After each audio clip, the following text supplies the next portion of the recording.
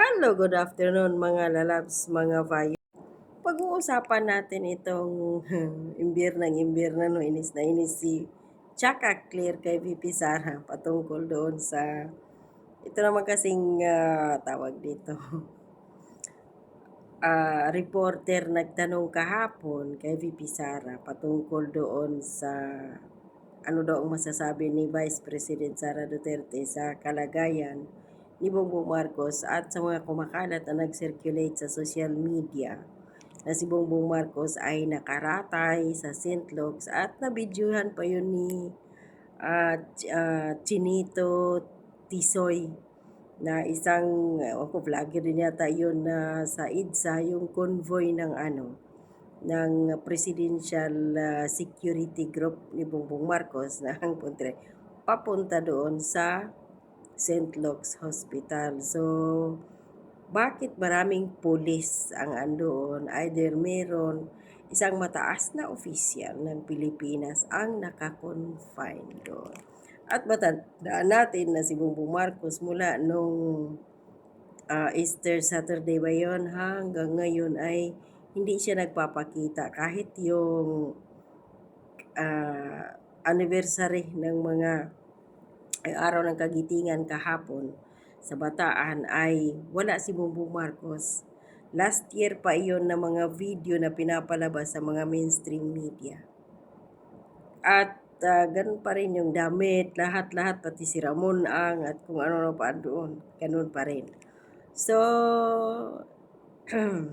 tinanong si VP Sara ng reporter na kung ano ang masasabi doon sa sitwasyon ni Bongbong Marcos ngayon na may sakit. So, ang sagot lang naman ni VP Sara is, good luck.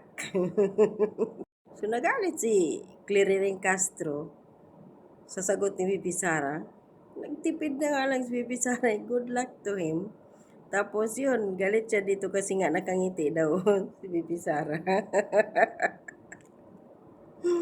So, ayan, basa sa baba, hindi daw natuwa si Jackie Claire Castro sa ngiti ni VP Sara Duterte. Walang basagan ng trip, Jackie Claire. Ikaw nga eh. Hindi ka nga pinapakialaman ni VP Sara. Yan sa mga fake news na lumalabas sa bunganga mo. Ay, nako. So, ayon pa dito sa ang balita ngayon, hindi natuwa sa ngiti ni VP Inday Sara si Jackie Claire. Eh, ano ngayon kung hindi ka natuwa? Pakialam ni VP Sara. Matuwa ka sa hindi sa kanya. Wala kang bilang sa kanya. Wala siyang pakialam sa iyo. Manigas ka. Umani ng reaksyon mula sa Malacanang ang naging pahayag ni Vice President Sara Duterte hinggil sa kalusugan ni Marcos Jr., partikular ang kanyang umano'y good luck remark nang matanong tungkol dito. Ayon kay Palace Press Officer Undersecretary Claire Castro, hindi umano nararapat ang ganitong tugon lalo na't wala namang basihan ang mga kumakalat na isyu tungkol sa kalagayan ng Pangulo. Bakit hindi ninyo ilabas ang bulletin ni Bongbong Marcos? May karapatan kami na malaman kung ano ba talaga ang kalagayan ng Pangulo, kung capable pa ba siya na maglingkod sa taong bayan, dahil nakikita ngayon na talagang wala siya eh.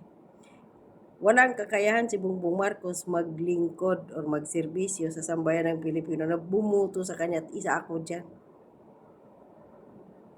So may karapatan kaming malaman kung siya ba'y naghihingalo, totoong na doktor, kung totoong magaling, saan siya, hinahanap siya ng tao. Isang linggo na siyang wala. Bukas. Ngayon, wala siya si Bongbong Marcos. Nasaan si Bongbong Marcos? Bakit? Si Ralph Recto ang umuupo ngayon dyan, tumatayong presidente ng Pilipinas na supposed to be si VP Sara yun. Kung may sakit si Bongbong Marcos dahil yung nakalagay sa batas ng 1987 Constitution ng Pilipinas. Pero dahil sa pagiging sugapa ng Marcos administration na to, At kayo dyan sa gabinete niya, ayaw niyo po si Inday. Ayaw din ninyong i-publicize ang tawag dito, kalusugan ni Bongbong Marcos. Dahil natakot kayo na kapag si VP Sara ang maupong presidente ay tapos ang karir ng mga buhay ninyo. Hindi na kayo makapagnakaw. Yan lang naman ang meron kayo ngayon eh. So hindi ka natuwa. Alam natin na walang basihan pero tinatanong pa rin sa kanya. Wala pa ng basihan. Din ipakita ninyo si Bongbong Marcos yung live. Yun lang naman sinasabi na, hindi yung mga nakaraang taon pa ng mga video, yung mga photo noon na pinopost na nagmi-meeting si Bongbong Marcos na andun, kasama pa si Enrile. Buhay na buhay si Enrile daw, buisit. Alata kayo eh. Lagi ninyong sinasabing walang basihan ang mga fake news, tinutugis ngayon ng diputang inang NBI, pero yung mga nagpapakalat ko ng fake news, pero yung nagnanakaw ng mga mali-malita, million, billion, trillions of pesos sa kaban ng bayan, hindi ninyo tinutugis, putangin yung NBI kayo. Dahil nakatanggap kayo ng mga mali-malita dyan, ng mga matataas na official dyan sa NBI. Hindi yun ang trabaho ninyo.